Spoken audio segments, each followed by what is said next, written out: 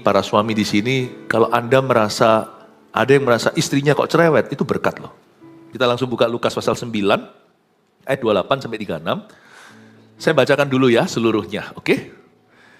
Yesus dimuliakan di atas gunung, begini firman Tuhan. Kira-kira 8 hari sesudah segala pengajaran itu, Yesus membawa Petrus, Yohanes, dan Yakobus, lalu naik ke atas gunung untuk berdoa. Ketika ia sedang berdoa, rupa wajahnya berubah dan pakaiannya menjadi putih berkilau-kilauan. Dan tampaklah 2 orang berbicara dengan dia, yaitu Musa dan Elia. Keduanya menampakkan diri dalam kemuliaan dan berbicara tentang tujuan kepergiannya yang akan digenapinya di Yerusalem. Sementara itu Petrus dan teman-temannya telah tertidur, dan ketika mereka terbangun, mereka melihat Yesus dalam kemuliaannya, dan kedua orang yang berdiri di dekatnya itu.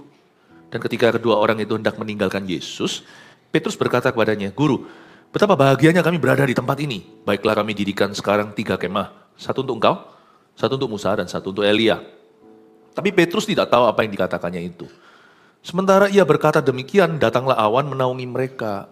Dan ketika mereka masuk ke dalam awan itu, takutlah mereka. Maka terdengarlah suara dari dalam awan itu yang berkata, "Inilah anakku yang kupilih, dengarkanlah dia."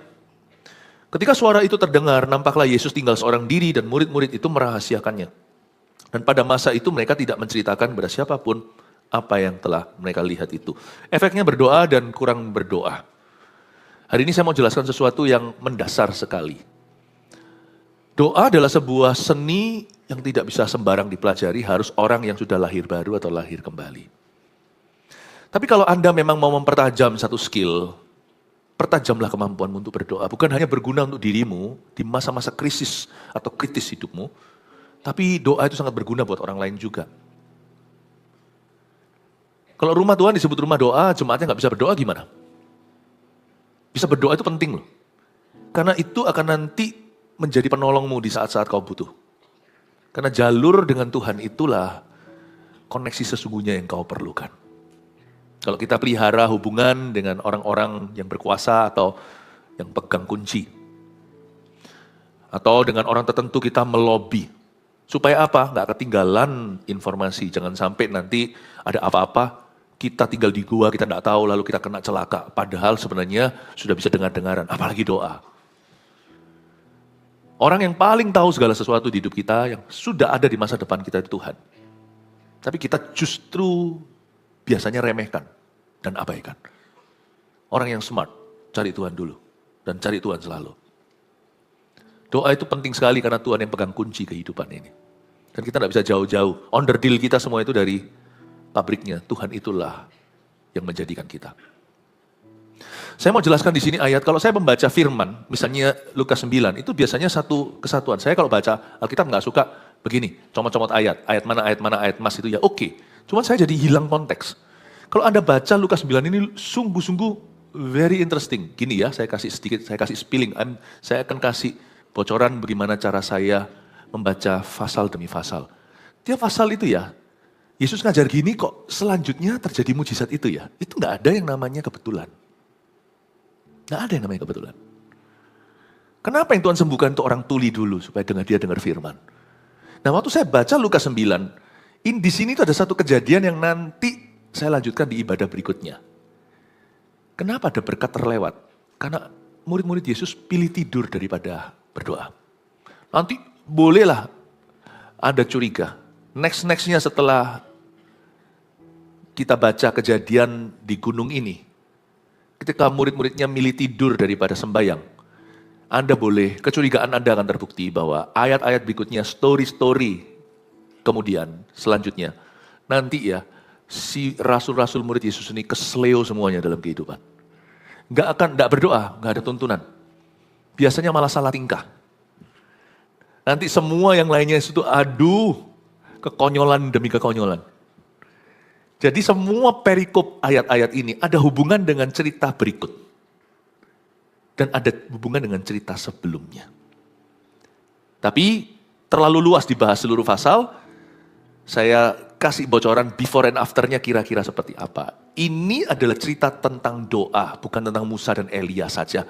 Bukan hanya Yesus berubah rupa, Tuhan nunjukkan kuasa doa. Efeknya apa kalau kita berdoa? Efeknya apa kalau kita tidak berdoa? Bahkan kurang berdoa pun ada efeknya. Kita akan lihat. Kita lihat dulu ayat 28, kira-kira 8 hari sesudah segala pengajaran itu. Kalau Anda baca ayat sebelumnya itu banyak teachingnya Yesus. Yesus ngajar.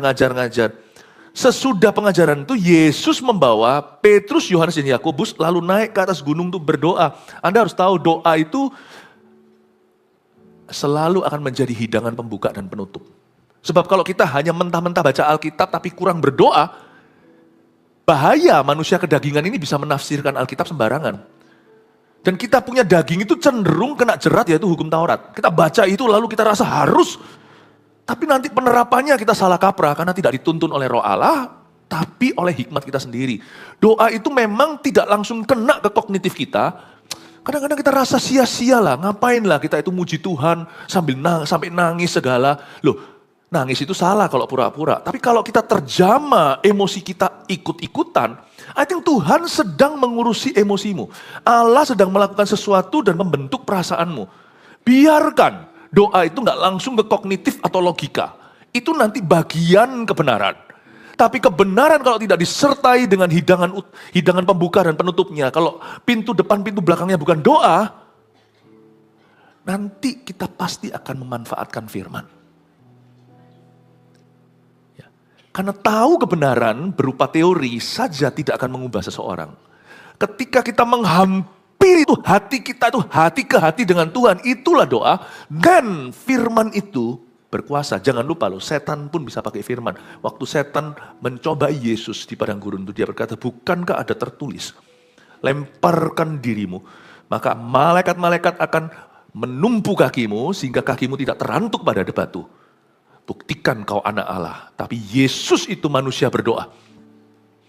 Kita tahu bahwa dalam sepanjang kehidupannya di atas muka bumi ini, he was a man of prayer. Dia berdoa kadang semalam-malaman. Tapi pagi-pagi murid-muridnya bangun, guru sudah tidak di situ. Di mana? Dia di Taman Getsemani berdoa, bukan hanya saat penangkapan.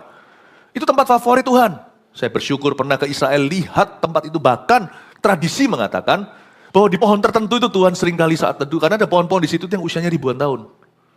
Ya kita tidak tahu kepastiannya, tapi kita tahu Tuhan Yesus adalah manusia berdoa.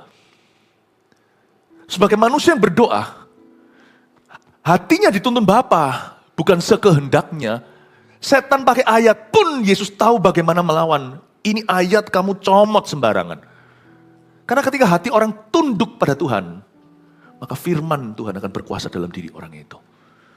Saya ingin mengajarkan pada Anda, kalau kita hanya menyelidiki firman, tapi kita tidak sungguh-sungguh berserah dalam doa, lama-lama kita jadi Farisi. Yesus pernah negur begini, kamu selidiki ayat-ayat firman ini, padahal setiap ayat itu bicara tentang aku, namun kamu tidak pernah mau datang kepadaku supaya diselamatkan. Luar biasa Tuhan menegur ahli-ahli Taurat. Inilah sebabnya banyak orang Kristen datang ke gereja bisa dengar khotbah. Memang saya tidak ajarkan supaya kita itu mengadili orang berdasarkan penampilan. Jangan. Jangan kita itu kasat mata lalu menghakimi. Kita kan tidak tahu hati.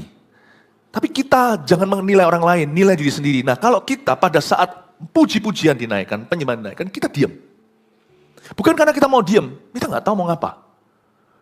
Dan waktu doa juga kita hanya toleh kanan, toleh kiri. Loh, sekali lagi loh ya, disclaimer dulu. Saya tidak mengajarkan ini agar orang-orang di dalam gereja itu menghakimi orang yang duduk di bangku sebelah. Atau lihat-lihat kanan kiri, mata itu jangan jelalat mata. Fokus ke Tuhan. Tapi ada orang-orang Kristen datang ke gereja, bisa dengar khotbah, tapi nggak bisa berdoa. Kemungkinannya adalah orang itu adalah orang Kristen tradisional yang tidak pernah sungguh-sungguh lahir baru. Karena itu dia nggak ngerti doa itu apa. Dia nggak connect gitu loh, wifi-nya dengan Tuhan itu nggak connect. Nggak connect. Jangan dihakimi, tolonglah orang-orang itu. Dan sebagai pendeta gembala saya harus menantang terus siapa di sini yang belum lahir baru. Siapa yang belum pernah terima Yesus. Kalau kita belum pernah terima Yesus dalam hati kita ya susah berdoa ngomong sama siapa. Saya pernah zaman dulu, karena saya dari kecil Kristen, saya ngerti ini. Tapi saya hanya Kristen secara lahiriah. Saya tidak pernah lahir kembali. Kristen sejati itu lahir kedua kali, bukan lahir pertama langsung Kristen. Waktu dulu ya, saya pertama kali masuk ke gereja yang bukan hanya nyanyi himnal, karena zaman dulu saya itu pernah ke gereja, waktu kecil, nggak ada yang salah dengan ini, cuman saya nggak pernah ditantang oleh kakak-kakak rohani di tempat, untuk saya terima Tuhan. Jadi saya nggak ngerti yang namanya menerima Yesus, punya hubungan pribadi dengan Allah, itu saya nggak ngerti semua. Saya kira ya sudah inilah gereja itu liturgi. Jadi dulu kalau kita nyanyi itu bacanya itu buku. Nggak ada yang salah dengan itu sekali lagi, tapi saya nggak pernah ditantang lebih. Jadi kalau kita nyanyi itu nyanyi tentang Tuhan. Singing about God. Ya, masuk telinga kanan, keluar telinga kiri juga nggak apa-apa. Tapi ketika saya masuk ke sebuah gereja, dulu waktu saya sekolah di Kanada, saya tiba-tiba dijangkau oleh sekelompok orang-orang yang beda dengan cara saya dibesarkan di gereja sebelumnya. Saya nggak ngerti yang gini, karena mereka bukan singing about God, mereka singing to God. Mereka bukan menyanyi tentang Tuhan, mereka nyanyi kepada Tuhan. Mereka bukan mengaminkan doa orang yang berdoa, dan berkata, amin, amin gitu aja, tapi mereka semua diajari untuk berdoa kepada Allah. Wah, ini susah. Jadi pada waktu saya masuk di tengah-tengah kelompok orang-orang yang Pentakosta ini, bukan hanya bahasa lidahnya yang membingungkan saya, apa ini? Tapi waktu saya masuk sana, mereka semua merem, bukan lihat buku, itu sesuatu yang aneh bagiku. Kami memuji kebesaran-Mu. Semua orang angkat tangan begini, ada yang merem, ada yang nangis. Ajaib Tuhan, ajaib Tuhan. Semua ada juga yang gak merem, melek matanya tapi lihat ke depan. Kami memuji kebesaran-Mu. Ajaib Tuhan, ajaib Tuhan. Saya itu di antara jemaat. Saya lihat teman saya yang jangkau saya itu nyanyi sambil lihat ke depan. Di depan ada WL, pemimpin pujian, dan satu rombongan orang. Kami memuji kebesaran-Mu. Saya itu otomatis reaksinya gini. Saya lihat dia ngomong kami memuji kebesaran-Mu, saya lihat WL-nya. Kamu memuji kebesaran orang itu. Paham maksud saya? Saya nggak bisa lihat Tuhan dalam suasana itu. Karena sebenarnya meskipun saya Kristen, hatiku itu sekuler sekali. Zaman dulu. Jadi saya bilang kami memuji kebesaran-Mu, semua lagi lihat ke depan. Kebesaran siapa, Rek? Saya bilang begitu sama teman saya. Kebesaran siapa? Shh. Saya digituin. Oh ya sudah, ya sudah. Kebesaran siapa maksudmu? Kami memuji kebesaran-Mu. Ada yang merem. Waktu merem saya liatin teman saya sebelah kiri, saya merem. Kamu merem itu kenapa? Ajaib Tuhan, saya gak punya hubungan dengan Tuhan. Ajaib Tuhan, kami memuji kebesaran-Mu. Saya lihat orang sebelah kiri saya. Kebesaran pendetanya. Ajaib Tuhan. Dalam hati saya, siapa Tuhan? Saya Kristen loh ya, lahir saya Kristen. Mama saya sudah antar saya ke gereja. Tapi seperti ini aneh bagi saya. Karena saya ngertinya semua itu hanya liturgi dan baca sesuatu yang sifatnya agamawi. Kita nyanyi tentang Tuhan. But when they're singing to God, I don't have that. Saya tidak punya sesuatu yang mereka miliki. Dulu saya kira mereka gila. Dulu saya kira mereka tidak waras. Apalagi ketika mereka berbahasa roh. Wah sudah dewe-dewe sendiri-sendiri seperti seolah-olah masing-masing itu punya mesbah. Masing-masing itu curhat sama Tuhan. Wah yang kayak gitu saya benar-benar rasa left out deh. Untungnya nggak sepanjang ibadah kayak gitu. Paling cuma 5 menit di tengah-tengah praise and worship. Untung. Tapi saya terus terang merinding. Saya rasa ada something. Ada sesuatu yang mereka miliki yang aku tidak punya. Sampai seorang kakak rohani berkata, Philip, kamu perlu you should accept Jesus in your heart. What? Nah kita sudah biasa mungkin dengan skenario ini kita datang ke gereja. Tapi gak semua orang bisa berdoa. Dan kalau kita gak bisa berdoa nanti ketika kita sekarat misalnya jangan sampai dalam nama Yesus. Tapi jika sangat-sangat cupu bahasa anak-anak muda. Sangat-sangat lemah sekali. Kalau waktu itu kau bergantung pada doa orang, pray for me. Waktu kita sudah ada di ranjang dan tidak bisa berbuat apa-apa, pray for me. Dan kita nanti akan menjadi orang yang menggapai Tuhan lewat tangan orang lain. Siapa yang bisa tolong saya? Celaka kalau di masa itu baru kau belajar berdoa. Bangun hubungan dengan Tuhan itu sekarang. So kalau kita tidak berdoa, kita tidak punya kekekalan. Kita tidak punya pegangan.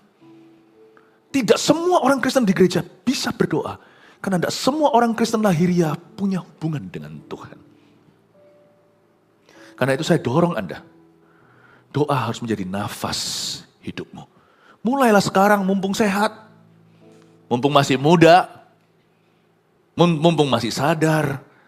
Kira-kira 8 hari sesudah segala pengajaran itu, you see, setelah Yesus ngajar, diakhiri dengan apa? Dia bawa 3 muridnya yang paling dekat, naik ke atas gunung untuk berdoa. Yesus tidak berhenti sampai memberi mereka seminar. Boleh dikatakan menu penutupnya semua KKR seminar Yesus itu selalu penghujungnya adalah doa.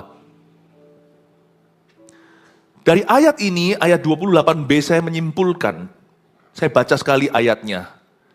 Yesus membawa Petrus, Yohanes, dan Yakobus lalu naik ke atas gunung untuk berdoa. Berarti Yesus memuridkan kita lewat jam-jam doa yang disengaja, saya ulang. Yesus memuridkan kita lewat jam-jam doa yang kita sediakan untuk Tuhan. Selain di dalam gereja ini juga pemuritan, tapi waktu Anda saat teduh pribadi. Makanya itu seorang istri, let your husband pray. Karena dia akan kembali sebagai produk yang sudah di-upgrade oleh Tuhan. Yang tidak mungkin kau bisa lakukan sebagai pasangan. Kalau orang tuamu berdoa, biarkan. Karena mereka akan kembali sebagai orang tua yang takut akan Tuhan. Atau lebih takut akan Allah. Kalau anak-anak saya mau doa, saya tidak ganggu. Ngapain lu doa-doa melulu? Ada orang tua yang kasar mungkin. Kadang-kadang kita tidak sadar mulut kita bebal, kita bisa ngomong sama anak kita. Orang mau doa kok. Padahal kalau dia mau pergi sama teman-temannya kita nggak pernah larang. Tapi kalau dia ke gereja kita halangi. Apalagi kalau dia berdoa sendiri di rumah. Ngapain sih kamu berlutut begitu? Nangis-nangis lagi, cowok nggak nangis tau. Nanti kalau anaknya kena narkoba, baru papanya berkata, siapa bisa doakan? Baru kita berkata, wah. Nanti kalau anaknya kena pergaulan bebas, nanti kalau anaknya tidak bisa lagi dia kandani, tidak bisa diberitahukan. Ketika seorang anak kita itu berdoa, dia punya hidup doa, itu bonus tak terhingga buat papa mama, sungguhan. Asal kita harus lihat apakah seimbang. Jika mereka doa saja nilainya anjlok, nggak pernah belajar doa melulu. Nah di situ kasih ayat lu nggak doa nggak usah makan. Nggak kerja nggak usah makan kalau udah doa. Itu loh Tesalonika berusaha dan bekerja. Kalau suami kita doa melulu tapi tidak menjadi tulang punggung keluarga. Istri kerja keras plus jadi ibu rumah tangga. Loh saya tidak bilang apakah istri sama istri penghasilan mana yang lebih besar. Itu semua nanti yang penting usahanya. Seorang laki-laki bisa kadang-kadang kalah income dengan sang wanita. Asal dia tunjukkan effortnya sungguh-sungguh untuk tanggung jawab atas keluarganya. Karena dia kepala keluarga you see. Hargai suamimu berjerih lelah, sekalipun mungkin dia nggak setinggi gaji Anda. Misalnya, jangan kau hina kalau dia sudah memberi 100% usaha. Kecuali kalau suami hanya mau doa melulu, dan dia nggak mau kerja, maka kita punya hak berkata, kamu nggak bekerja, kamu nggak usah makan. Tapi kalau suami sudah menunjukkan tanggung jawabnya, dan dia punya kehidupan doa yang dia bangun, kecuali Anda berdoa bersama dengan dia dalam ruang doanya, tapi jika Anda mengganggu, mundur dan mengalah sama Tuhan Yesus, beritahu sama suami, you pray, because I like a praying man. Karena praying man tidak akan selingkuh. A praying son, anak yang berdoa, tidak akan kurang ajar sama papa mamanya. Papa mama, simpan aja ludah, gak usah ngomong, kok tidak hormat sama ayah ibu, itu tidak akan terjadi. Kalimat itu tidak perlu kau utarakan, karena tidak ada kebutuhan. Kalau seorang anak yang berdoa, dia dekat sama Tuhan. Tidak ada orang yang dekat sama Tuhan jadi pemberontak, itu tidak ada.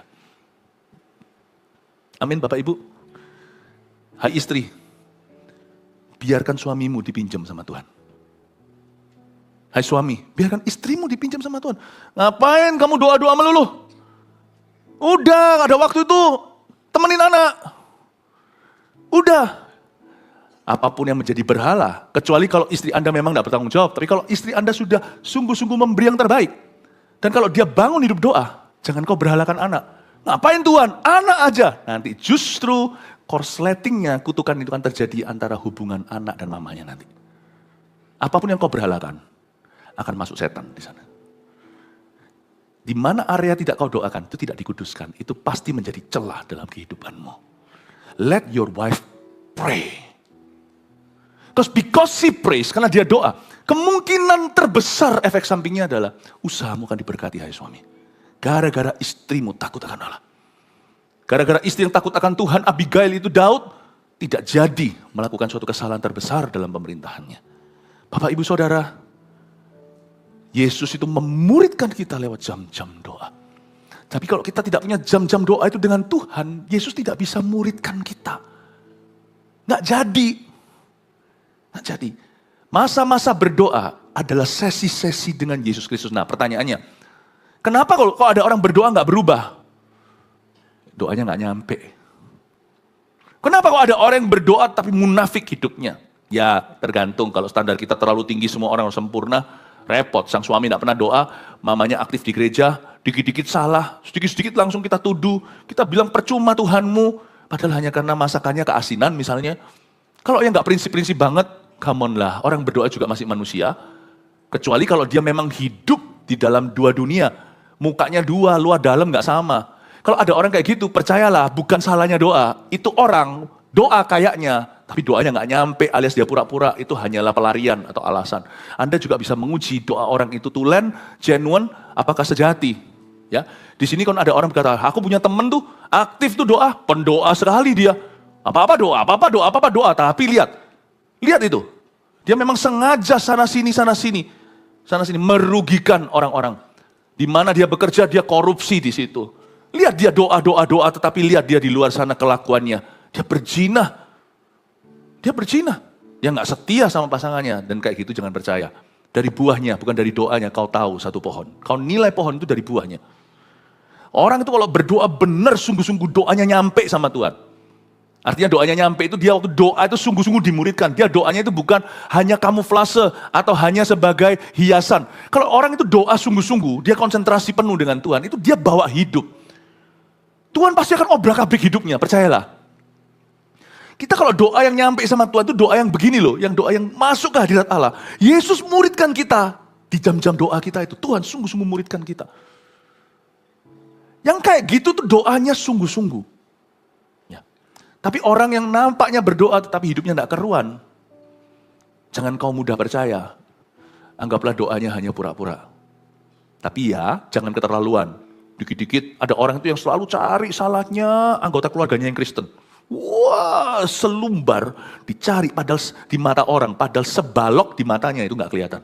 Nah yang gitu ya kita harus balance ya, kita harus seimbang. Tapi kalau itu sesuatu yang cengli, ya kita ngerti. Tapi kalau itu sesuatu yang tidak lumrah, kita lihat orang itu kayaknya doa, tapi di luar dia main wanita, padahal dia sudah beristri. Don't believe a thing that he's praying to God. He's using God's name in vain. Jangan percaya kalau dia berdoa kepada Tuhan, tapi justru sebaliknya dia memanfaatkan Tuhan. Dia memanfaatkan Tuhan, dia menyebut nama Tuhan dengan sembarangan. Amin Bapak Ibu. Tapi kalau Anda sungguh-sungguh berdoa, ingatlah bahwa Yesus yang membawa Petrus, Yohanes, Yakobus naik ke atas gunung untuk berdoa, Yesus perlu waktu-waktu doa untuk memuridkan Anda. Kalau Anda tidak provide waktu itu, Anda juga tidak akan alami pemuridan Yesus dalam hidupmu. Saya ingat waktu saya nggak bisa tiap hari saya mesti berdoa. Kalau saya tidak dimuridkan Tuhan di jam-jam doa saya, celaka. Saya ini orangnya keras. Saya masih ingat kok, apalagi dulu waktu saya baru bertobat. Setiap kali masuk hadirat Allah ya, saya nangis benar-benar. Saya itu orangnya paling anti cengeng padahal. Nangis kalau kadang waktu nyanyi 2-3 lagu atau lagu keempat, gimana saya pakai gitar ala kadarnya, kunci-kuncinya sebisanya. Saya lagu tertentu tiba-tiba saya nangis. Makanya doa itu lebih baik kalau doa saat itu pribadi itu lebih baik di tempat yang privacy. Saya nyanyi, nangis Tuhan. Karena saya malu-malu sendiri setelahnya. Kenapa aku ini nangisan? Itu bulan-bulan awal, 3 bulan pertama saya bertobat itu. Tiap hari itu saya nangis. Mungkin mengejar ketinggalan saya, dulu saya keras, gak pernah nangis sama sekali-kali. Saya nangis tiap hari, sekarang saya ngerti. Saya belum paham, sampai keluarga saya yang komentar. Philip kok berubah ya, dulu keras sekali, sekarang bisa memaafkan orang. Waktu keluarga saya merasakan perbedaannya, saya dulu orangnya atos sekali. Tapi sekarang saya bisa mudah belas kasihan sama orang. Itu keluarga saya yang merasakan waktu itu. Ternyata saya tidak sadari, di masa-masa saya berdoa, saya tidak bisa taruh dalam kalimat dan kata-kata. Hatiku dimuridkan Yesus. Diubahkan, dilembutkan. Sehingga hati ini makin lama, makin kalibrasi. Semakin merapat, semakin mendekat pada Tuhan. Dibikin jadi semakin seperti Kristus. Hati ini.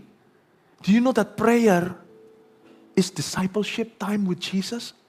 Prayer time is discipleship time with Jesus. Jangan kau tunda kalau Tuhan suruh kita doa. Ada sesuatu yang Tuhan taruh. Ya, kita sekarang lihat ayat yang ke-29 dulu. Ketika ia sedang berdoa, Yesus sedang berdoa, rupa wajahnya berubah. Wow. Dan pakaiannya menjadi putih dan berkilau-kilauan. Ayat 29 saya mau jelaskan.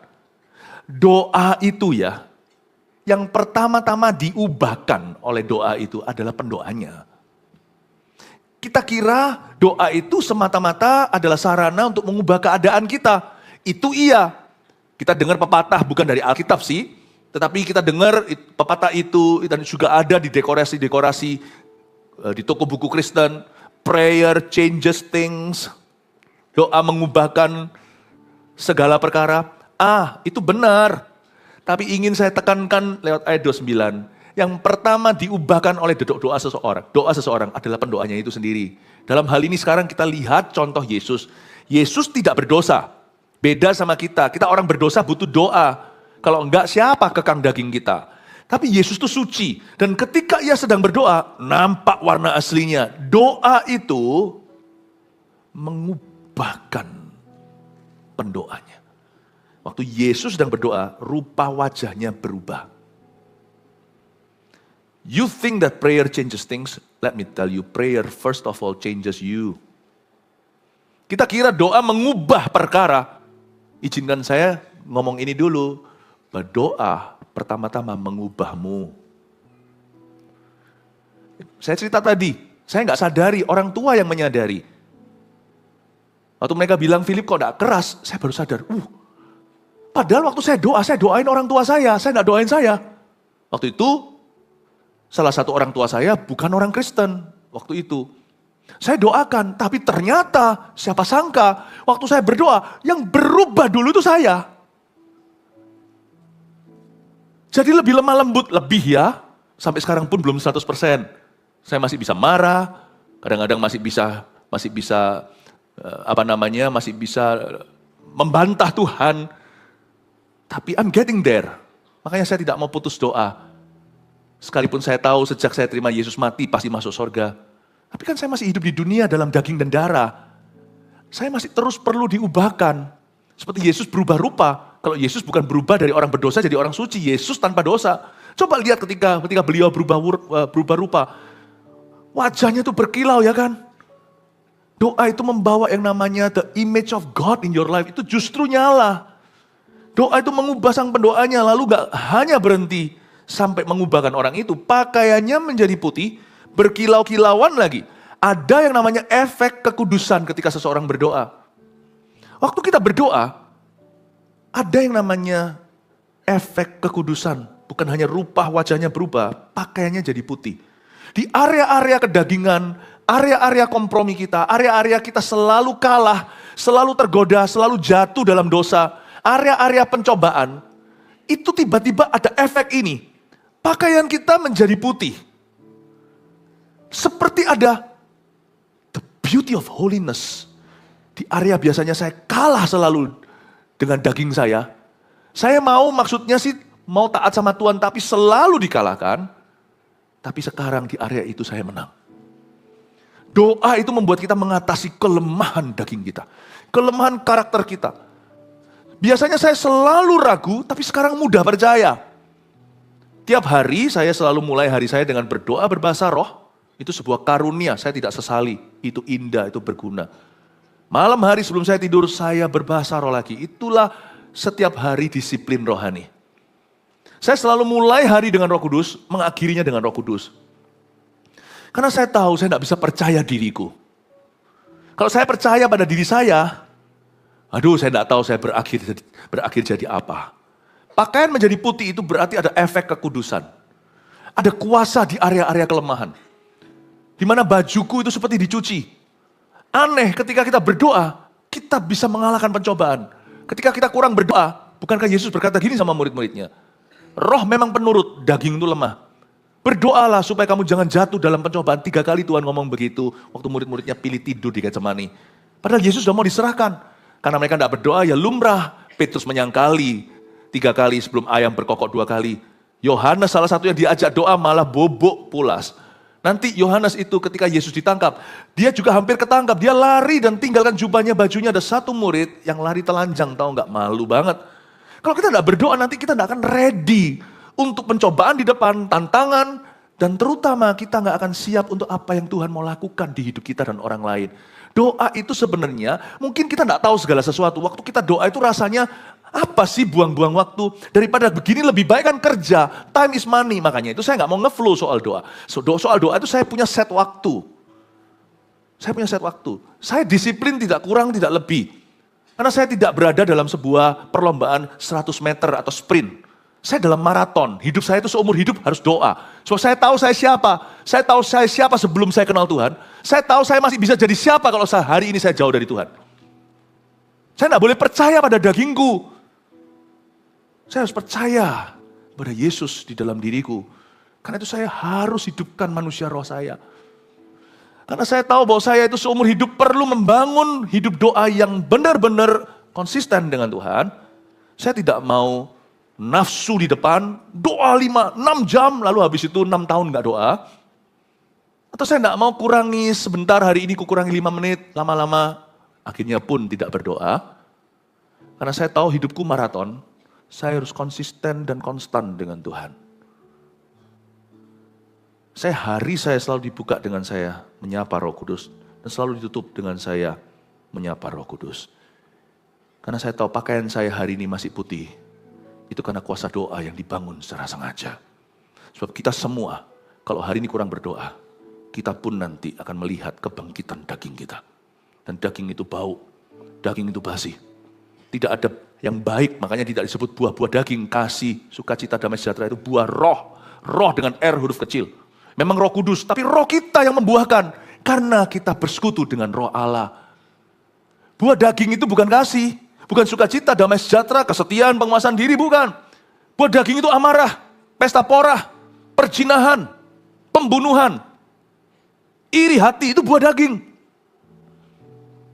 Karena saya tahu kita semua adalah keturunan Adam dan Hawa. Kita pastikan manusia roh kita yang memimpin di depan.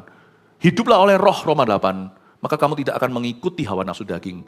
Dosa itu susah ditolak kalau hanya ditenging-tenging doang. Setannya gampang. Tapi keinginan dalam diri kita yang menyeret kita dalam dosa itu hanya bisa dikalahkan ketika kita sembahyang, ketika kita berlutut di hadapan Tuhan, ketika di kaki Yesus, kita mendapatkan kuasa supernatural. Kita mendapatkan kuasa yang spiritual yang tidak kelihatan, yang Tuhan taruh dalam diri kita, dan itu menyala lewat doa, sehingga kita berani berkata tidak kepada dosa. Iman kita lebih kuat daripada manusia daging kita. Itulah sebabnya doa is very powerful untuk menguduskan pakaian seseorang. Makanya ayat pengkhotbah dikatakan, adakah minyak di kepalamu dan biarkan pakaianmu atau jubahmu tetap putih. Itu hanya bisa dipelihara ketika seorang punya kehidupan doa. Banyak orang Kristen tidak punya kehidupan doa. Mereka hanya ke gereja seminggu sekali. Tidak heran, maaf, hidupnya penuh dengan laraan. Kita bisa lihat hidupnya Senin sampai Sabtu penuh dengan sampah-sampah rohani di dalam diri. Kenapa? Orang itu bermaksud baik juga nggak bisa. Karena it's by God's power. Hanya lewat Holy Spirit's power, hanya lewat kuasa Roh Kudus kau bisa kalahkan sifat dosamu. Itu tidak bisa lewat pendidikan. Orang berkata cara mengentas masalah dunia itu adalah semua orang harus berpendidikan tinggi. Come on. Pernah lihat orang berpendidikan tinggi-tinggi? Eropa tidak kurang-kurang. Coba kita lihat sekarang semua itu. Baik LGBTQ, semuanya itu, apakah mereka orang bodoh? Tidak. You think that the answer adalah education, you're wrong. It's prayer, soaking in, benar-benar kita itu berada, meluangkan waktu dengan Jesus Christ dalam doa. Itu yang membuat pakaian putih. Bukan hanya itu, berkilau-kilauan lagi. Ada efek pemakaian Allah atas hidup orang itu. Doa itu ada efek pemakaian Tuhan, bukan hanya putih bajunya untuk dirinya, tapi berkilau-kilauan yang membuat orang lain terkena sinarnya. Kalau kita berdoa ya, saya melihat sesuatu. Itu ya, hidup kita itu penuh dengan yang disebut keberuntungan oleh orang dunia, tapi kita orang percaya menyebutnya kebajikan dan kemurahan. Aneh, kemana kita pergi sekalipun sesuai dengan rencana, selalu nanti ada pemakaian-pemakaian Allah yang tidak terduga. Setiap orang hidupnya lain-lain, tapi saya punya kesaksian saya. Saya misalnya, tak lama yang lalu kita ada acara full timer waktu itu di Kota Batu. Kita ada retreat lah, ya biar full timer bisa istirahat, bisa olahraga. Kita harus orangkan setiap orang. Gak hanya jemaat yang dikasih full timer, juga adalah jemaat Tuhan. Kita di situ kumpul, sesi ringan, sampaikan, lalu kita doa, lalu sisanya itu olahraga segalanya. Tiba-tiba ada satu orang. Saya mestinya nggak jalan ke situ, tapi nggak tahu kenapa ada gerakan saya mesti jalan ke sana. Padahal saya tadinya mau pergi ke WC atau kemana saya lupa. Tapi saya jalan ke situ, ketemu sama orang, liatin aja, mau ajak foto misalnya, saya yang datengin, ayo. Siapa sangka ternyata orang yang punya trauma sebelumnya, bukan jemaat kita, punya trauma sama hamba-hamba Tuhan, punya trauma sama gereja, sama orang Kristen. Simple gesture. Mestinya ke WC, nggak tahu kenapa saya ke rute itu. Saya jalan dulu lewat di situ. Saya itu nggak pernah nganggur. Pas istirahat pun mau pakai waktu sebaik-baiknya. Untuk saya lewati ternyata ketemu orang itu disembuhkan sama Tuhan. Cuman simple thing. Ramah dengan seseorang yang saya tidak kenal. Ternyata orang itu sembuh dari traumanya. Nah, saya dengar-dengar sekarang sudah bergabung dengan gereja kita jadi jemaat yang baik dan bertumbuh. Saya ngomong sama Tuhan, yang kayak gini tuh tidak bisa dalam perencanaan pelayanan. Agenda saya tidak tertulis mau ketemu orang itu jam itu. Di mana? Nggak tertulis. Tapi kalau kita doa itu ada kilau yang kita tidak sengaja. Publik figur pun ya hanya tahu secara realita universal, secara umum. Tapi detil-detil itu semua Tuhan yang atur, tahu nggak? Tuhan itu yang atur small steps kita. Langkah-langkah kecil kita itu Tuhan yang atur. Saya ngomong sama Tuhan, apapun tujuan ilahi di baliknya, saya nggak mau loh Tuhan, meluangkan satu hari tanpa kilauan yang dari Engkau. Saya minta Tuhan memakai hidupku kemanapun aku pergi, di mana aku berada. Pakailah saya Tuhan. Pengalaman gitu banyak dalam hidup saya. Saya pernah sekali waktu di Singapura, lagi pelayanan. Itu jalan di Takashimaya situ. Lucu sih kadang-kadang itu gak ada artinya, bukan soal sorga dan neraka. Saya tidak kepingin, udah lapar, udah tahu makanan mau dituju. Misalnya kita mau makan nasi ayam di mana gitu ya, misalnya ya. Bisa saya kepingin masuk ke mall itu, saya itu bukan orang yang nge-mall. Ya, lalu habis itu datang ke sana, khusus ajak keluarga saya, borong-borongan semuanya, cuma masuk lewat food courtnya Takashimaya situ, keliling, balik lagi keluar untuk pergi ke restoran, ngapain? Ternyata ketemu sama satu orang yang kemarin berdoa, Tuhan kalau Engkau mengasihi aku pengen ketemu Pastor Philip. Mau foto, ampun. Fotolah kami, cepet. Enggak nyembuhkan trauma apa-apa. Tuhan cuma mau jawab dalam, bukan, itu bukan pelayanan, saya lagi liburan. Liburan pun enggak sangka saya sedang dipekerjakan. Tapi saya tidak keberatan. Saya ngomong sama Tuhan, kalau itu bagian dari kilauan. Saya sebagai public figure beda dengan setiap orang. Tapi setiap kita pasti ada kilauan yang Tuhan sediakan. Doa itu membuat kita itu kebentur dengan hal-hal yang kita tidak sengaja. Beberapa orang itu berarti ketemu jodohnya. Beberapa orang itu ketemu orang-orang yang jadi jawaban nanti dalam bisnisnya. Justru ketika kau cari dengan usahamu, kau tidak akan menemukan. Justru kalau Anda nemukan dengan kedagingan, Anda pasti akan temukan semua yang salah nanti. Tapi kalau kita belajar berserah di jam doa, nanti langkah kita itu dituntun tanpa kesengajaan kita.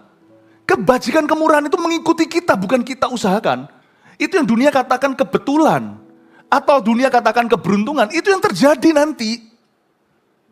Dalam konteks kita beda-beda. Mau pendeta, ibu rumah tangga, semua itu ada kilauan yang diberikan hanya when you are on the mountain of prayer of your life. Hanya orang yang naik ke gunung doanya. Gunung doa ini bukan lokasi geografi, gunung doa ini disiplin doa yang tinggi. Hanya orang yang punya kehidupan doa itulah yang akan mengalami kilauan di gunung transfigurasi dengan Yesus. Saya ngomong sama Tuhan, bolak-balik cerita seperti ini dalam kehidupan saya. Aku tidak mau loh Tuhan Yesus hanya mengalami apa yang disengaja oleh manusia. Ada efek pemakaian Tuhan di atas orang-orang yang berdoa. You ask that in your life. Waktu doa, makanya itu jangan pernah berkata doa itu buang-buang waktu. Doa itu masuk ke waktu yang beda. Setelah kau doa, tanpa kau sadari, kau masuk sudah dalam kairos atau waktu ilahi. Doa itu membuatmu masuk ke divine timing. Itu alamnya beda sudah. Saya dorong Anda, jangan lewatkan jam doamu. Sungguhan. Berdoa sebelum kau bekerja. Milikilah mesbah doamu dan dengan keluargamu. Dan waktu doa di gereja, itu luar biasa. Kebaktian ini juga jam doa. Bangun hidupmu. Waktu kita lagi doa, jangan ini. Kebaktian itu bukan show, semua orang lihat ke depan. Kami memuji kebesaranmu, kebesaran siapa sih? Waktu kita datang sama-sama doa secara korporat itu powerful. Ada sesuatu yang beyond your life, itu yang poured down on you. Ada sesuatu yang di luar kapasitasmu secara pribadi itu yang akan dicurahkan kepadamu. Prayer time is power time. Amin Bapak Ibu. Ayat 30, dan tampaklah dua orang berbicara dengan dia, yaitu Musa dan Elia. Percayalah kalau Anda berdoa tiba-tiba ada Musa dan Elia, kemungkinan bukan mereka. Ini Musa dan Elia ini adalah apa yang mereka representasi, apa yang mereka wakili. Musa mewakili hukum Taurat, Elia mewakili kuasa nabi, kuasa profesi. Orang yang berdoa akan di briefing sama Tuhan, dua materi ini semakin kaya dalam dirinya. Orang itu akan mengalami kuasa firman, seperti yang dibawa Musa. Firman itu tiba-tiba hidup, makanya itu saya suka doa dulu sebelum saya baca Alkitab secara pribadi. Makanya di dalam gereja juga sama liturginya seperti itu. Bukan liturgi, itu sudah hikmat dari perjanjian lama. Ku masuki gerbangnya dengan hati bersyukur, halamannya dengan pujian. Anda tidak masuk langsung belajar teologi. Anda masuk itu memuji, makanya itu kalau datang ke gereja jangan hanya untuk khotbahnya, peduli amat yang khotbah siapa. Datang ke gereja itu memuji Tuhan, karena akan beda ketika Anda masuknya dengan roh doa, pulangnya dengan roh doa. Itu beda banget.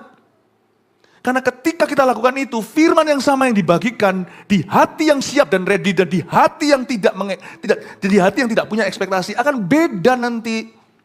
Tapi di hati yang haus dan lapar, hati yang sudah dipenuhi dengan roh doa sebelumnya, Anda akan mengalami kuasa firman seperti waktu Tuhan bicara sama Musa. Akan terjadi fulfillment of the word. Ini bukan hanya the preaching of the word, ya, bedain. Yang namanya pengajaran firman itu luar biasa. Tahu nggak, yang sama luar biasa, lebih luar biasa, tapi yang berikut ini hanya diberikan kepada mereka yang sungguh-sungguh punya roh doa ketika dengar firman. Penggenapan firman. Listen to me. That is God doing, not humans doing. Not human doing. Itu hanya Allah. Fulfillment of the word itu hanya pada orang-orang yang hatinya penuhi dengan roh doa waktu menerima firman. Itu beda. Itu beda sekali. Lalu Elia ini bicara tentang kuasa nabi, kuasa doa. Di dalam nama Yesus yang Paulus beritakan, kau setan keluar. Anak-anak sekewa, tengking setan pada seseorang.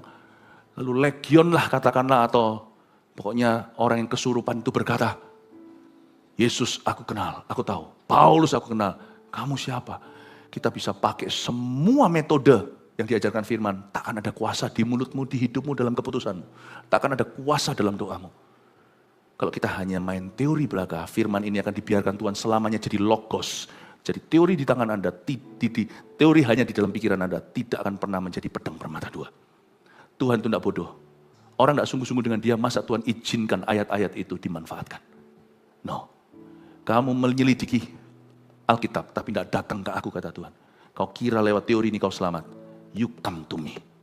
Tuhan bilang sama orang Farisi. You see, orang yang berdoa akan mengalami kuasa nabi. Dan selain itu kalau kita baca ayat ini, kita menemukan dalam hidup Yesus sendiri di atas muka bumi. Ketika Yesus belum naik ke salib, dia di briefing dulu oleh Musa dan Elia, karena Yesus adalah anak Allah, kita tidak sama liga. Sebelum saya naik ke sini tadi, saya juga di briefing sama SM-nya. Nanti ya, khotbah sekian menit dan sebagainya. Nanti ada lagunya ada 5 lagu, lalu habis itu nanti lagu terakhir, naik di menit keberapa, setelah nanti bagikan firman, apakah ada ayat tambahan, nanti apakah ada pesanan lagu, setelah firman nanti mau lagu apa, terserah sama nanti WL-nya, ya, Pastor Redo nanti yang akan tentukan. Jadi saya di briefing dulu. Ibadah itu penting. Yesus belum naik ke salib, di briefing dulu. Sama Musa dan Elia. Yang satu ingatkan semua hukum-hukum Taurat yang harus digenapi oleh Yesus. Di atas salib setiap kata kalimat adalah penggenapan. Eloi, Eloi lama sabachthani, sudah selesai. Ampuni Bapa, ampuni mereka, mereka tidak tahu apa yang mereka perbuat. Semuanya itu tidak ada dari mulut Yesus keluar kata-kata sia-sia. Aduh, sakit-sakit mana ada. Musa sudah jelaskan, di briefing dulu. Dan Elia dari sisi semua profesi akan dikenapi. Orang yang berdoa tidak tahu segala sesuatu, tapi semua yang dia perlu tahu pasti diwahyukan di waktu-waktu berdoa dia dengan Tuhan. Orang berdoa itu sedang di briefing oleh malaikat, sadarkan Anda. Kita nggak ngerti, setelah doa juga, apalagi kita dalam masalah, keluar juga kita masih garu-garu kepala, I don't know dari sini aku mau kemana. Tapi semua perkara yang perlu kau ketahui, kalau kita doa sungguh-sungguh, baik itu di gereja maupun secara pribadi, kita akan di briefing oleh Tuhan. Jadi kalau sampai saya tidak tahu segala sesuatu, I'm fine, thank you. Berarti saya nggak perlu. Kalau saya berdoa, saya tahu sedikit atau tahu tambah banyak. Pokoknya semua setelah saya berdoa itu, pengetahuan yang saya dapat, itu sudah cukup untuk membawa saya di jalan kemenangan di depan. Orang berdoa itu di briefing sama malaikat. Makanya itu kalau saya berdoa suatu hari, saya nggak ngerti. Setelah doa ya rasa biasa. Orang berkata doa selalu rasa listriknya, kadang iya, kadang enggak. Bukan itu, bukan di dalam feeling. Waktu saya berdoa, saya tahu Tuhan ada di hidup saya. Barang siapa mencari Tuhan, dia harus percaya Allah itu ada, kata Ibrani. Dan bahwa Allah memberi upah kepada barang siapa yang sungguh-sungguh mencari dia. Saya berdoa, kadang saya merasakan sesuatu, kadang tidak. Setelah saya selesai berdoa, misalnya, besok lusa, kadang-kadang doa itu ada yang dijawab berapa hari kemudian, berapa bulan. Bisa tumpuk-tumpuk overlapping gitu, doa besok nanti untuk, nggak tentu Tuhan punya waktu itu setiap kali kita doa itu di briefing apa. Nah misalnya saya ketemu dengan orang tertentu, saya ingat, waktu saya ketemu itu tiba-tiba klop. Rasa seperti kayak saya pernah ketemu orang ini nggak asing lagi. Ada semacam intuisi-intuisi yang saya tidak pelajari, waktu ketemu orang tertentu dan saya tahu saya mau ditipu, saya tahu orang ini ada something wrong di dalamnya, bukan menghakimi. Kalau itu urusan orang itu ya, bukan urusanku. Tapi kalau ini berhubungan dengan kami dan bisa menjerat seseorang, bisa menjerumuskan, saya kerasa kok. Seperti ada sesuatu nudge, ada suatu ketukan di dalam spirit saya. Be careful with this person. Be careful. Itu saya tidak bisa jelaskan. Saya nali Jian Kuani. Di mana ya saya pernah ketemu orang ini? Saya tidak ada something personal atau sesuatu yang pribadi. Saya nggak ada pengalaman, bahkan pertama kali ketemu. Tapi di hati saya sudah ada perasaan nggak nyaman. Be careful, hati-hati. Praduga tak bersalah, kita uji. Untung kita tidak gegabah, langsung putuskan di tempat. Ternyata sungguhan kan? Ujungnya itu hoax. Doa itu, kita waktu doa mungkin tidak tahu. Tapi setelah kita jalan dalam kehidupan itu, kita bisa tahu sesuatu. Because last week I was praying for this. Karena minggu lalu saya doa tentang ini. Atau karena kemarin saya sudah berlutut di kaki Yesus. Atau kadang-kadang bisa ketemu sama satu orang, tiba-tiba serak. Nggak bisa nggak? Ini orang begini. Berapa banyak di antara Anda hari ini dapat kepercayaan dari Tuhan. Karena kami menemukan talenta-talenta itu. Dan kami rasa, ini kayak Paulus ketemu Timotius, ini dia. I found the person. Aku telah menemukan orang yang tepat. Itu kalau nggak doa nggak dapat. Yesus sebelum menemukan 12 rasulnya, bahkan termasuk Yudas, dia berdoa semalam-malaman kepada Bapa sebagai anak manusia. Sekalipun Yesus anak Allah yang maha tahu, dia berdoa semalam-malaman kasih teladan. Sebelum kau pilih orang, ada intuisi-intuisi tertentu. Pengetahuan-pengetahuan yang sifatnya bukan kau pelajari di sekolah. Atau tidak ada buku manualnya. Itu pengetahuan diberikan after your times of prayer. Pengetahuan yang diberikan setelah ada waktu-waktu doa kepada Tuhan. Itu yang disebut ada dua orang berbicara dengan dia, yaitu Musa dan Elia. Lanjut sedikit lagi lalu kita selesai. Keduanya menampakkan diri dalam kemuliaan dan berbicara tentang tujuan kepergiannya yang akan digenapinya di Yerusalem. Itu buktinya yang saya katakan tadi, di briefing tentang kematiannya. Ya, bukan karena Yesus lupa, tapi itu sudah menjadi bagian dari rencana Bapa ayat 32. Sementara itu, Petrus dan teman-temannya telah tertidur. Ini sangat kita. Apapun alasan kita tidak berdoa, setiap kita pasti punya alasan yang masuk akal. Kalau ujungnya selalu doa yang dikorbankan, ya itu sudah pilihan. Sungguhan. Kalau selalu gereja yang dikorbankan, itu sudah pilihan. Tapi pilihan kita itu selalu ada konsekuensi, baik iya atau tidak, baik sekarang atau nanti, itu selalu ada efeknya. Nah, efeknya tentunya adalah Petrus, Yohanes, Yakobus tidak ready untuk apa yang Yesus mau lakukan di depan. Sementara itu Petrus dan teman-temannya telah tertidur, dan ketika mereka terbangun, mereka melihat Yesus dalam kemuliaannya. Nah, ini mereka nggak siap. Kan mereka tidur kan, apapun alasannya, sekali lagi, orang itu punya 1001 alasan untuk berdoa. Alasan yang paling utama yang sering kali terjadi adalah karena berdosa. Karena ada orang yang memilih ketika dia jatuh dalam dosa, dia rasa nggak layak, dia berhenti berdoa, bukan cari pengampunan Tuhan, tapi malah lari dari hadiratnya. Atau alasan lain adalah kesibukan. Oh percayalah, 24 jam sehari itu berlaku untuk setiap orang. Tuhan yang menciptakan 24 jam sehari, bahkan sebelum ada jam dan menyebutnya 24. Matahari terbit, matahari terbenam, Tuhan tahu waktu memberikan waktu kepada manusia dalam ciptaannya, Tuhan sudah memberi pada kita slot doa. Tuhan itu sudah kasih mentah ke tangan kita, tinggal kita kelola dan prioritaskan. Tuhan tidak suruh kita doa penuh, Tidur pun Tuhan sudah set dalam tubuh kita. Sebagian orang butuh 6 jam, ada 7, ada 8, makin tua makin dikit. Tuhan sudah set, kita nggak tidur 24 jam sehari. Kita juga nggak bisa kerja 24 jam sehari. Kalau kita mau nurut sama Tuhan, waktu kita semua akan tepat guna. Bapak, Ibu, Saudara, apapun alasan kita tidak berdoa, ingatlah bahwa doa itu tidak tergantikan apapun alasannya. Ada konsekuensinya. Dan saat mereka terbangun alias terjaga, mereka melihat Yesus dalam kemuliaannya, there they were unready. Mereka nggak siap. Dan kedua orang yang berdiri di dekatnya, jadi Yohanes, Yakobus, dan Petrus tidak hanya tidak siap ketika bangun dari tidur mereka melihat Yesus dalam kemuliaannya. Mereka siap untuk menerima Yesus dalam kebiasaannya. Tapi menerima Yesus dalam kemuliaannya, they were not ready. Mereka tidak bisa memaksimalkan, tidak bisa memanfaatkan dengan baik dan benar, kairos atau glory, kabot, kemuliaan berikutnya, atau perkara-perkara ilahi yang akan segera dihidangkan di depan mereka. Mereka tidak siap. Dan bukan hanya mereka tidak siap ketemu Yesus dalam kemuliaannya, mereka juga tidak siap ketemu sama dua orang yang berdiri di dekat Yesus. Orang yang tidak berdoa, mereka tidak akan siap untuk perkara ilahi yang segera akan tiba. Sehingga misalnya perkara ilahi itu dibungkus pandemi atau dibungkus apa kejadian di dunia itu, mereka nggak akan siap untuk meresponinya sebagaimana yang Tuhan kehendaki dan rencanakan atas hidup mereka. Biasanya justru akan membuat kesalahan-kesalahan yang fatal di saat-saat yang sangat penting di dunia ini dan dalam hidup mereka.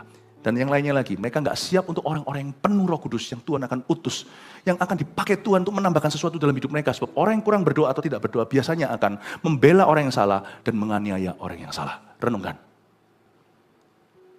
Orang yang tidak berdoa, Tuhan akan disebut hantu, hantu akan disebut Tuhan. Kalau Tuhan mau memberkati seseorang, Tuhan bisa utus orang-orang. Karena Tuhan selalu pakai manusia. Dan orang yang tidak berdoa cari Tuhan, seperti Cornelius waktu ketemu Petrus, dia siap karena dia berdoa sekalipun pengetahuannya masih terbatas, dia belum kenal Injil, belum ada orang yang beritahu. Tapi waktu dia berdoa, Tuhan tunjukkan, kamu akan ketemu seorang hamba Tuhan, kirim bawahanmu untuk jemput dia di jalan tertentu, namanya Simon, yang sekarang ada menginap di rumah orang lain yang namanya Simon, si penyamak kain, penyamak kulit, maaf. Kamu pergi ke sana waktu Cornelius ketemu Petrus, dia tahu bahwa ini utusan Allah. Kalau dia nggak berdoa, dia akan salah sangka, ketemu Petrus malah dianiaya.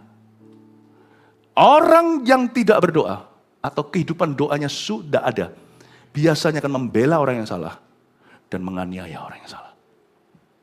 Yang dia bela justru orang-orang yang tidak utus. Yang dia aniaya justru orang-orang yang Tuhan utus. Karena orang-orang itu tidak akan siap untuk menerima kedua orang yang berdiri di dekatnya itu. Nah, disinilah banyak berkat yang missing di hidup kita, bukan karena Tuhan tidak beri, tapi karena kita luput dan salah meresponi. Paham ya? Ada berkat yang luput, bukan karena Tuhan tidak pernah buat lewat, tapi luput karena kita salah sangka. Ya ampun, ternyata utusan Tuhan. Yang satunya, ya ampun, ternyata ini musuh Tuhan yang selama ini ku bela. Karena orang yang tidak berdoa tidak akan punya discernment in the spirit. Dia hanya bergantung logika, kepandaian, dan pengalaman masa lalu yang gak cukup. Buktinya kita masih hidup hari ini, nanti masih mati kemudian hari. Berarti semua pengalaman di belakang itu bukan Tuhan. Dia hanya bisa memberi pelajaran berharga dan bisa memberi kita pengalaman terbatas. Karena baik maupun buruk di belakang tidak bisa menjamin kau salah atau benar di depan. Kita butuh Tuhan. Tapi orang yang tidak berdoa tidak akan punya discernment, tidak punya karunia, membeda-bedakan dalam roh. Dia menilai segala sesuatu termasuk Yesus pun dinilai secara lahiriah. Dia tidak akan bisa menilai perkara-perkara Allah karena dia buta. Karena manusia rohnya tidak dicelikan, dia hanya bergantung logika, bersandar pada pengertiannya sendiri, pada pengalamannya, pada pendidikannya, dan siap ini seluruh orang-orang seluruh dunia bergantung ini. Dan bergantung survei membuktikan. Itu aja, at top semuanya itu survei. You have no lead from heaven. Tidak akan tuntunan dari atas. Makanya itu seorang pebisnis yang takut akan Tuhan, yang sudah dicelikan mata rohnya, harusnya tahu. First thing first you hold on to every morning is the Bible. Hal pertama yang kau dapatkan tiap pagi itu ini. Ibu rumah tangga harus tahu. Parenting itu beda. Anak satu, anak dua, anak tiga, anak cuma dua doang. Satu dengan dua aja beda. Anak satu aja setiap musim dia bisa berubah-ubah. Saya nggak kenal anakku ini dulu 14, umur 14 tidak begitu, sekarang umur 16 kok beda. You need Jesus. Amin Bapak Ibu. Dikit lagi ya, dan ketika kedua orang itu hendak meninggalkan Yesus, Petrus berkata kepadanya, Guru, betapa bahagianya kami berada di tempat ini. Baiklah kami dirikan sekarang 3 kemah, satu untuk engkau, satu untuk Musa, satu untuk Elia. Ini lucu, saya tidak berani menghina karena saya sendiri mungkin akan begitu kalau tidak berdoa. Muncullah yang namanya orang yang latah di hadirat Allah. Itu kalau bahasa Gen E-nya hari itu yapping. Mungkin anak kecil tahu ya, stop yapping. Yapping itu ngomong tapi nggak ada maknanya, nggak ada bobotnya. Yapping, bla bla bla bla bla bla gitu loh. Lama-lama doa kita cuma bla bla bla bla. Kalau kita tidak punya hubungan dengan Tuhan itu bla bla bla. Doa itu bukan soal panjang pendeknya. Tapi doa itu bisa sungguh-sungguh sangat ridiculously missing the target, itu sungguhan. Doa itu ya, orang itu kalau nggak ngerti hati Tuhan nangkep ya, orang itu bisa minta yang salah dan benar-benar bisa melesetnya itu jauh dari kehendak Allah, sungguhan.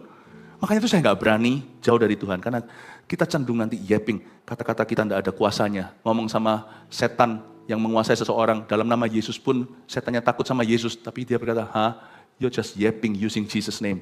Kamu cuma pakai nama Yesus aja ngomong latah, ngomong sembarangan. Tapi Petrus tidak tahu apa yang dikatakannya itu. Betul sekali ayat 33, ayat 34. Sementara ia berkata demikian, datanglah awan menaungi mereka.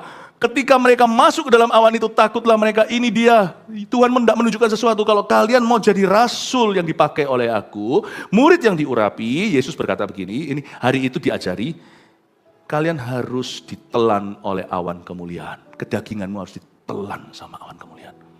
Selama dagingmu yang bicara, I will ignore you. Aku akan abaikan kamu. Tuhan berkata, aku akan ignore you. Lihat ya, Yesus gak respon. Ini lucu sekali karena setelah mereka ngomong, Petrus kan ngomongnya yang itu. Dia gak tahu dia ngomong apa. Guru, tak siapin ya tenda pramuka, satu untuk engkau, satu untuk Musa, satu untuk Elia. Coba lihat ayat 34. Belas sama sekali tidak ada reaksi dari Tuhan. Tuhan tidak merespon. Pernahkah Anda merasakan hidup kita, proyek kita Tuhan tidak responi? Karena apapun yang tidak dari hasil doa, itu adalah yapping ke surga. Dan Tuhan tidak responi. Tuhan seperti tidak seolah-olah tidak ada yang terjadi. Jangan marah loh kalau kita itu di ghosting sama Tuhan. Apa itu bahasanya? Ghosting ya? Bukan di ghosting, Tuhan tidak pernah ghosting. Tapi jangan marah ya. Jangan panas hati kalau kita seperti didiemin sama Tuhan. Sebab Tuhan tidak bertanggung jawab untuk meresponi segala sesuatu di hidupmu. Apa yang dibangun oleh daging, Tuhan tidak terlibat di dalamnya. Bapak, Ibu, Saudara, Pak Petrus itu didiamkan sama Tuhan. Dan sementara ia berkata begitu, awan telan dia. Kalau Tuhan mau bekerja lebih dalam hidupmu, dagingmu harus dikikis. Dan tahu gimana caranya daging bisa dikikis? Lewat jam-jam doa, itu terkikis. Beratnya ketika di dalam doa, aduh waktu kok berlalu lama sekali.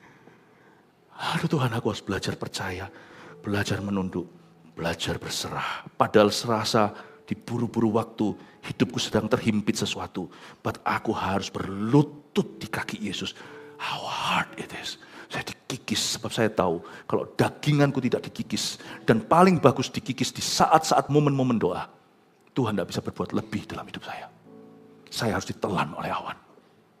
Tiang api, tiang awan itu kemuliaan Tuhan. Maka terdengarlah suara dari dalam awan itu berkata, inilah anakku yang kupilih. Submit to him. Dengarkanlah dia. Gak ada itu dalam suara itu, terima kasih Petrus untuk tenda pramuka yang kau tawarkan. What a good idea. Atau berkata, lain kali idenya lebih bagus ya, jangan yang biasa. Gak ada, Tuhan gak gubris. Dia langsung berkata, kamu mau dipakai Tuhan. Kamu mau melihat pemakaianku dalam hidupmu, dalam bisnismu, dalam tempat kerjamu, dalam keluargamu. Kamu mau? Tuhan berkata, inilah anakku yang kupilih, catat itu. Dengarkanlah dia, spend time with him. Luangkan waktu dengan dia. Ketika suara itu terdengar, nampaklah Yesus tinggal seorang diri dan murid-murid itu merahasiakannya. Dan pada masa itu mereka tidak menceritakan pada siapapun apa yang telah mereka lihat itu. 3 poin sini dengan ini selesai. Terima kasih untuk kesabaran Anda. Nomor 1. Efeknya berdoa dan efeknya tidak berdoa. 1, doa mengubah pendoanya dan menguduskannya untuk pemakaian Allah. Ini dia. Yang pertama berubah adalah pendoanya. Itulah sebabnya jangan khawatir. Pastor Philip, saya mau doa tapi saya tidak tahu bagaimana berdoa. Pastor Philip, saya mau berdoa, saya tidak fasih lidah. Trust me, bukan lidahmu yang jadi target utama Tuhan. Hatimu. 2, orang yang kurang berdoa tidak siap untuk menangkap perkara Allah selanjutnya. Catat, termasuk tidak akan siap ketemu dengan orang-orang yang Tuhan utus. Dan masalahnya Tuhan itu bukan hamba kita. Jadi kalau Tuhan utus itu gosong. Nggak ada jaminan Tuhan utus lagi. Meskipun Tuhan itu selalu punya plan B kalau orang bertobat, iya. Tapi jangan cobai. Khusus kilaf-kilaf Tuhan lagi, kirim lagi. Nggak tentu, kadang-kadang ada berkat yang lewat. Kalau kita nggak menangkapnya, ya sudah lewat. Sudah lewat.